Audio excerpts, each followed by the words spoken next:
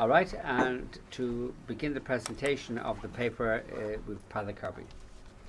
Thanks, Vincent. Good morning, everybody. I'm conscious that there's a pillar here, so people on my left can't see me, but I better try and move out of there, but I also have to work this machine, so I'm a bit kind of strange. I don't know if, like me, any of you were reading the article on the front of the weekend supplement in the Irish Times on Saturday called Empty Homes, Broken Promises.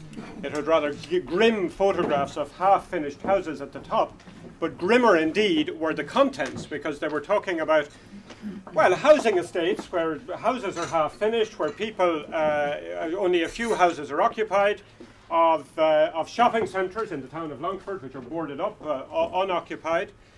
And it was raising questions about the future. Indeed, there was one person interviewed there who was talking about the legacies of the past and wondering whether, in fact, we're worse off now than we were before the boom. And he spoke about the way in which the infrastructure of his village has been completely overburdened by housing development, which hasn't allowed for adequate development of infrastructure.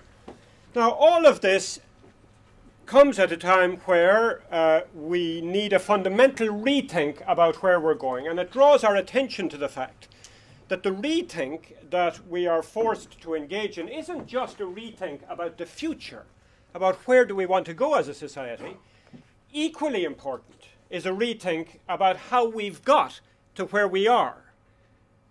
What have we achieved, and what are the lessons to be learnt about how we've got here in order to go forward from here. Now, in the paper that we have done, we have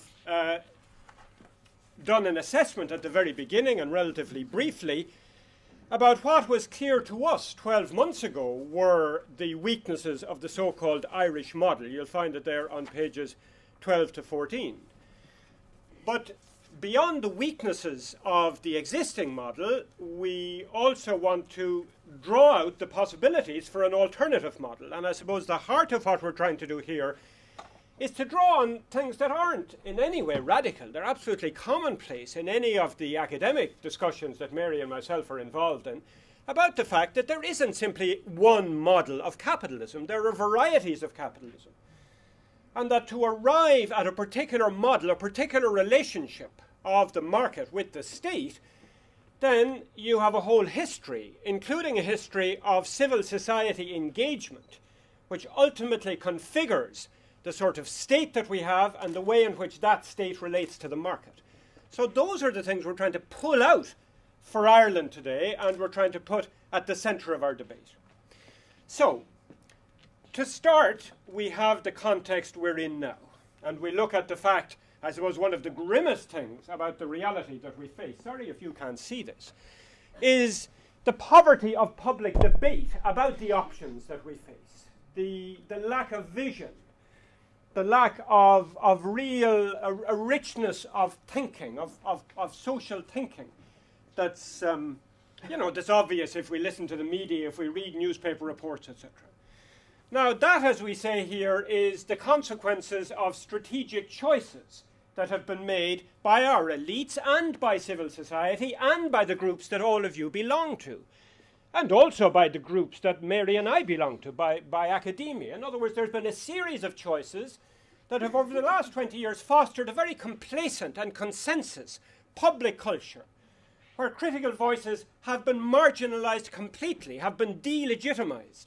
It was Garrett Fitzgerald, whom I saw at the door a moment ago, I don't know if he's going to join us, who it seems to me is writing some of the most insightful things. In a wonderful article in the Irish Times a few weeks ago, he talked about this real complicity between, he identified three groups. He identified business, the media, so dependent as they are for economic commentary on a small group of self-interested economists who work, of course, for the financial sector, and so therefore they obviously reflect the attitudes of the financial sector, and finally the opposition, the whole political elite who have bought into this consensus.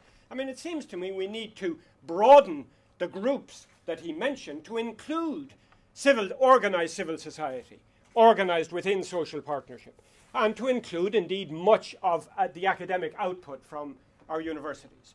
So there has been this consensus which now we see serves us very badly because it hasn't allowed us to recognize the problems coming down the road, and it has impoverished the debates that are now taking place about where this leaves us and how we can go forward.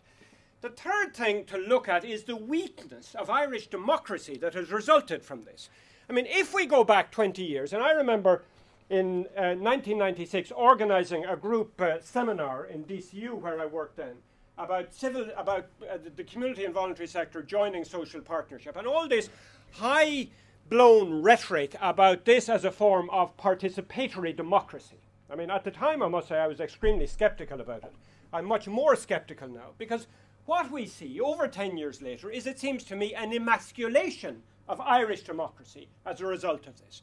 We see less participatory democracy than we had before. We see an elitist and exclusive form of democracy, and indeed, in parts, quite a corrupt form of democracy, particularly in certain sectors of local democracy.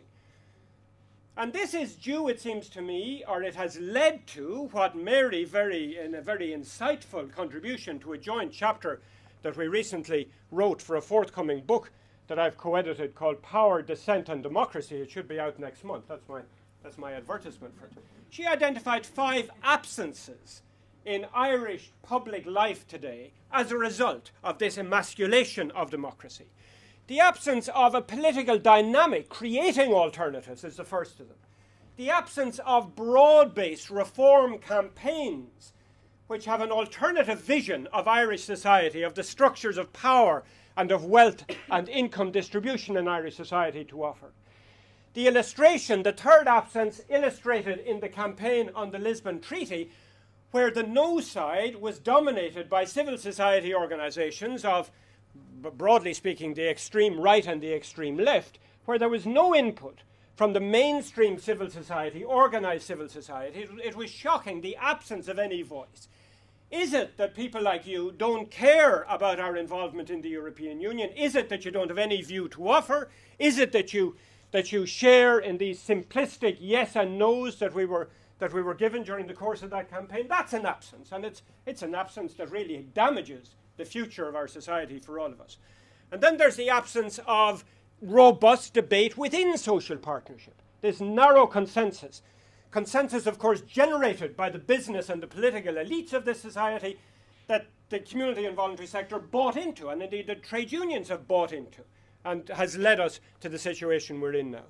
And the final one is the lack of debate about alternatives. That's the absence that all of these various absences lead to. So that's to do with the weakness of Irish democracy and the 5 fault lines, these absences, as I say. Now, there is much social activism in Ireland. You know that far better than I do, and you and your members and the people you work with work very hard and sacrifice yourselves daily in what must at times seem a very discouraging sense of activism, because it's not leading to the sort of political realignments that if we went back 20 years ago we could have expected. I don't know if any of you were watching the programme last night on Mary Robinson, reminding us that back in 1990 there was talk about a new sort of politics emerging, new political leadership emerging. I mean, it seems ancient history now when we go back to it. How that's lacking, and how we live in a barren landscape where the same 2 political parties, tired with nothing to offer this society, dominate politics, where the potential of a breakthrough, of some sort of new political alternative, a new political party or a new coalition of groups, we're further from that than ever. And is there any future in our society if we don't move towards that? Those are the crucial questions that we now face. Now, glimmers of alternatives there are. Mary had to draw my attention to them the other day when we were preparing this, because I was very sweeping in my dismissal. I mean, you have TASC, which it seems to me has potential. You have the People Before Profit campaign, which in small ways is raising issues. Within academic social science, you have the Irish Social Science Platform, which I'd have some hopes for, though all of these are potential. Whether they're going to be realised, we don't know. But all of them are glimmers, mere glimmers, amidst the crisis that our society faces. So finally then, what we are going to offer here is not telling you what's in this paper. You can go off and read that and debate it for yourselves.